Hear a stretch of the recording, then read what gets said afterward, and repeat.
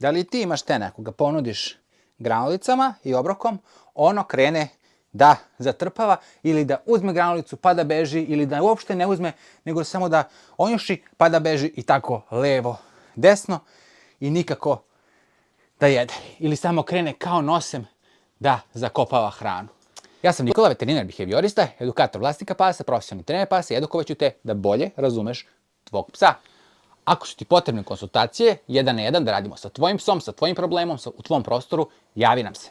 Pas koji zakopava hranu nije nezahvalan, samo nema jasnu rutinu i čeka nešto bolje. To je njegov instinkt koji mu je ostao od pre da jede. Zašto neće da jede? Zato što je sit, zato što dobija nešto drugo, zato što čeka nešto drugo, a može se desiti u nekim situacijama i da menja zubiće i baš zbog te promene zubića on ne može da jede i traži mekšu hranu.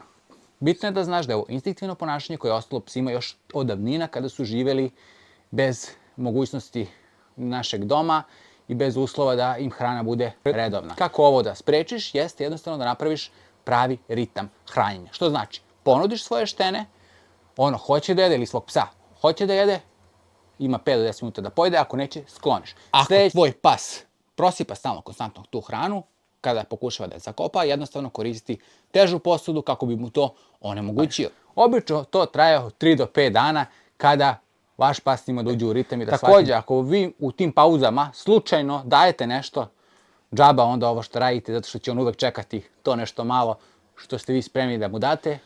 Ako je ovaj video bio koristan za tebe, ostavi nam like, ne zaboravi da se pretplatiš na kanal ili podeli svojim prijateljima, možda i njima zatreba. Ako još nisi, pogledaj naše knjige. Moja prva šapa ili prva pomoć za štenu u treningu. Veruj mi, pomoći će ti. Sada me zanima, da li tvoj pas također zakopava hranu?